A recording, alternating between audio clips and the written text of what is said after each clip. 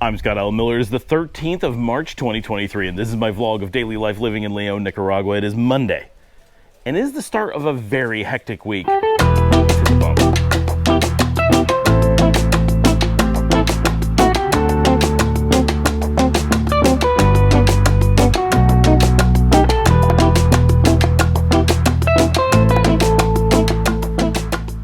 All right, we're back, and today, not a lot going on. It is, well, I mean, there's a lot going on. This whole week is just a lot of work, and I'm feeling very exhausted, but we're planning some time out on the beach this week, so I'm looking forward to at least something different, although every time I go out to the beach, it is exhausting because there's just so much going on. I love that the dogs are running around behind me like this.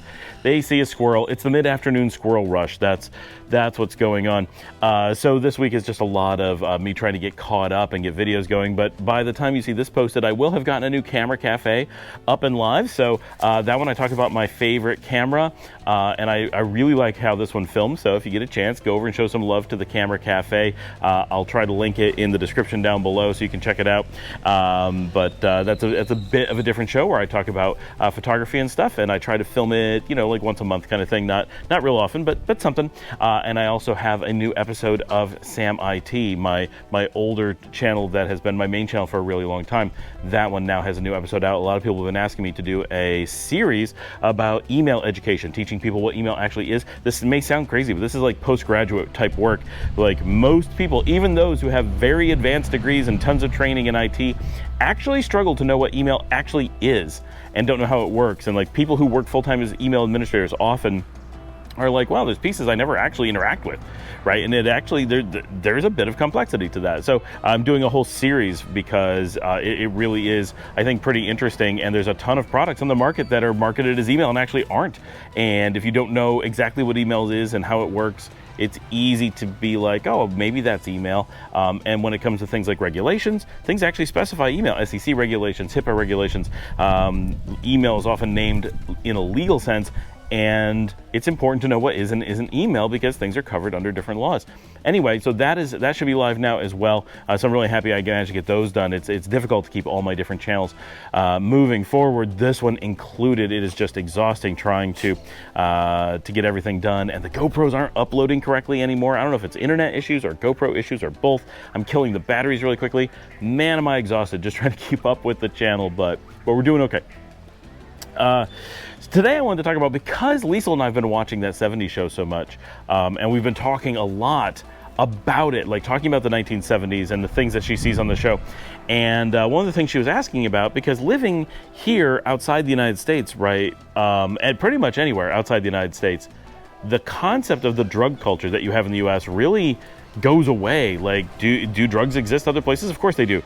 But do they exist like they do in the US? No, of course not. No one has drugs like they do in the US. Like it's a completely different world.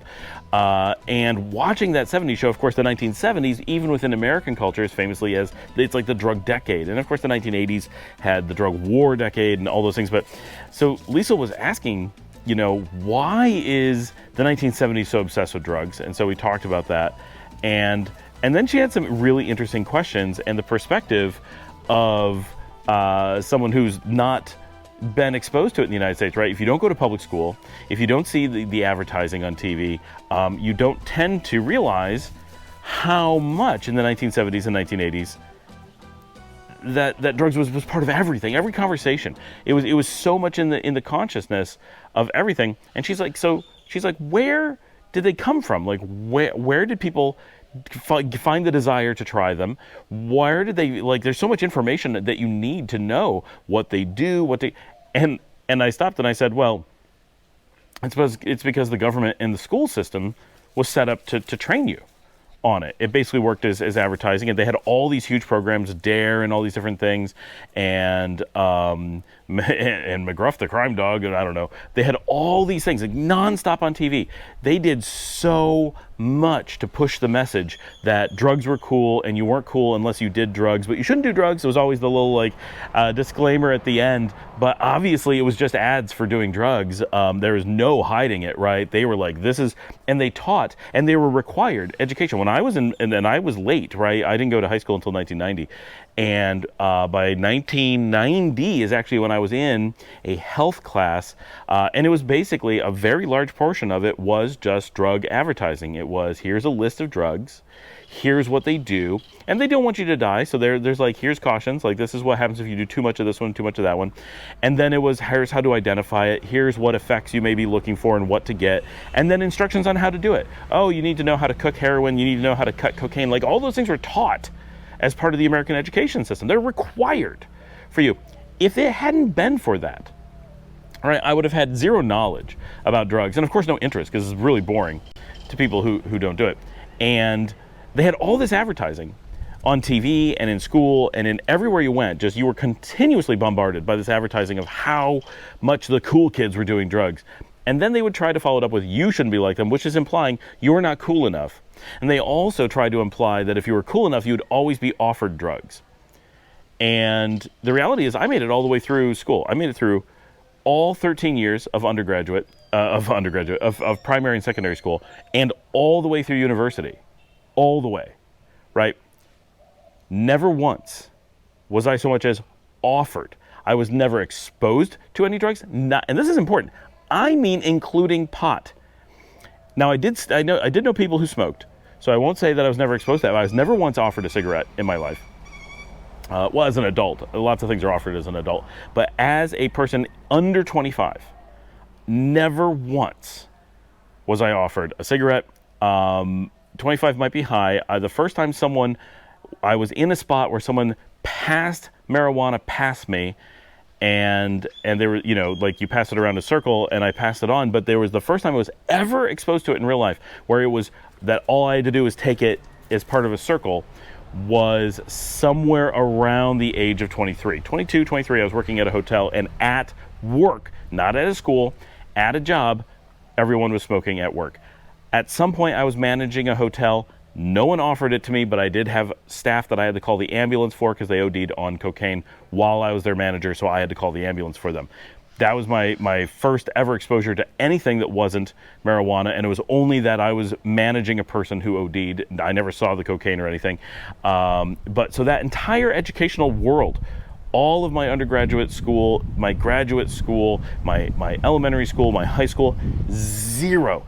Did it exist? Of course it existed, right? Was there somebody doing pot? Yeah, I could probably guess a few people who certainly were probably doing pot in high school, but did they talk about it? Never. Did they offer it? Never. Was it pushed? That makes no sense. Why would someone push something expensive? They don't want to give it away, right? They don't want you taking theirs if you don't want it. They might share it with you if you really wanted it, but they're not going to push you. That makes no sense. None of that happened, right? No one offered me alcohol either, which I think is more common. And even that, it wasn't like people went around going, I got a beer, you should have some, right? Like, if someone got a beer, they wanted it. They worked really hard to get it, right?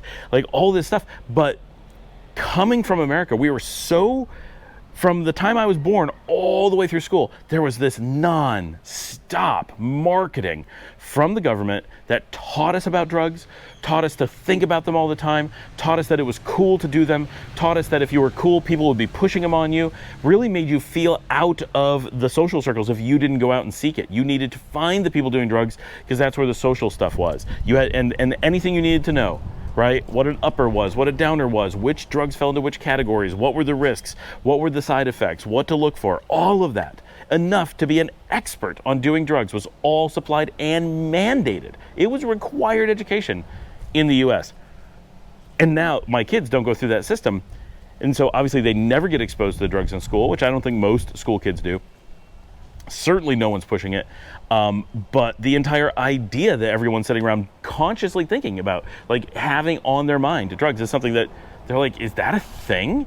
Do people in the US actually have that? And I don't know if that's still true. I don't see the advertising in the same way that they did, except now, right, we moved. In the 1970s, and I was explaining this to Liesel, in the 1970s, it was all about psychedelic drugs. And so that's why a lot of, and I'm explaining why things on the TV show, or why the colors are that way, why the designs are that way, along with, they had new printing and clothing and stuff. Other things were affecting that as well. And then I said, well, in the 1980s, then we really switched to accelerants. We really switched to hype, things that kept you awake. It was really about cocaine and amphetamines and that kind of stuff. And so the 1970s was all this like, dude, like I'm seeing, pink elephants. And the 1980s was all like people who can't stop working and their hearts explode. And like those are the cultural changes in the types of drugs that were being pushed, apparently. And then now I'm like, well, so now it's really turned into the pharmaceutical industry, and it's all prescription drugs, the whole same thing. And now they're still pushing it on TV. Anytime I'm in the US, it's nonstop drug ads, actual ads, with actual go talk to your doctor on how to order this drug. Here's your dealer's name, right? Here's how to get it.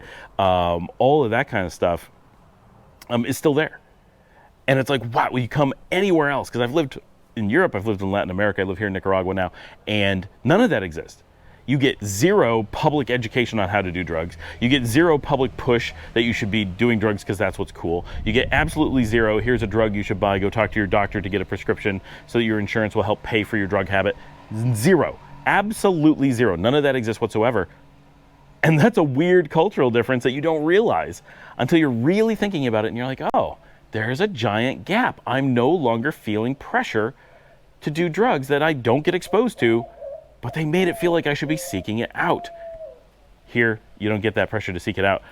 It was interesting seeing that through my children's eyes and having my perspective on it and being able to share that with each other, that they have zero exposure to it and I had so much exposure to it, and it's so wildly different, and how it changed over the years and how the US has really not changed overall. They've tweaked it. But how that's a uniquely American experience. And I think people all over the world would be like, wait. There were nonstop ads on TV. They painted the sides of cop cars. They had billboards. There were so many things. And they ostensibly said, don't do drugs. But all of them were clearly designed by psychologists to be negative reinforcement that, oh, if you don't do drugs, you're not cool. Oh, if you're not being offered drugs, you're not cool. Oh, if you haven't sampled all these different things. And here's all the information you need. Why would they teach us all the ways to cook heroin and all the derivative drugs and all the different things we could do? It was as if someone was teaching you about the menu at a restaurant. Right? Oh, well, we got hamburgers, but we also have chicken burgers. And we also have, here's all the different sauces you can get on them. Here's how you order them. It was an extensive training to make it easy for you to just go out and get drugs, apparently. It had no purpose other than that. All they had to do was say nothing. And people would have been generally unaware that the drugs were out there. They would have no idea that they wanted to try them. They would automatically know that just taking drugs is probably not something they want to just do randomly. And all of this comes up completely coincidentally, and I didn't mean to record this as this happened, but it just happened at the time that I'm recording this, that our town, our school district, where our child who asked this question would have been her classmates of her year, 15 fentanyl overdoses in her school district, what would have been her school district in Texas this week. 3 of them dead, 12 of them just OD'd. But they managed to save them. At her age, 14 years old is the one we saw, all in her school, in this not tiny, but small Texas community that we lived in for 11 years. And so it just happened to be that in this week that happened in where we would have lived and where the people she would have been going to school with would be the ones who had this happen all at once. I mean, it happens constantly there, right? But this week was so bad. And all that came up at the same time that she was asking the questions, why is it like that? Why are people talking about it? Why is everyone so aware of this? None of that exists in our lives normally. That is why.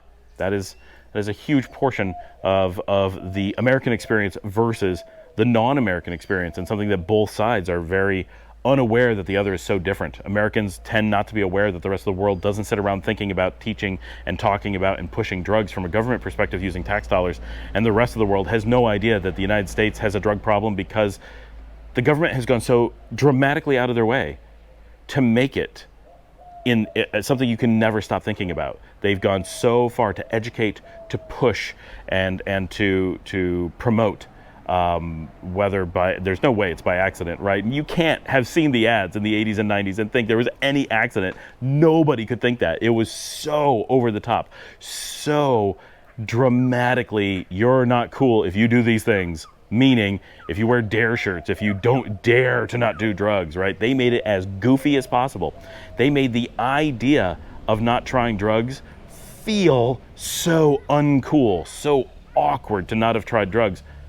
And they had to do it because naturally no one was being offered them, no one was pushing them, no one was going out going, I should try all this huge slew of drugs that sound awful. Heroin sounds terrible when you hear about it, but the government made it like, well, maybe I should try it. I don't want to be in this group of people that they're making it feel like. They made it embarrassing to say you didn't do drugs. But naturally, that would not have been embarrassing. They had to engineer that. It was an extreme level of social engineering to make America addicted the way that they were. It's very, very sad, but it's really great that it's so easy to escape it.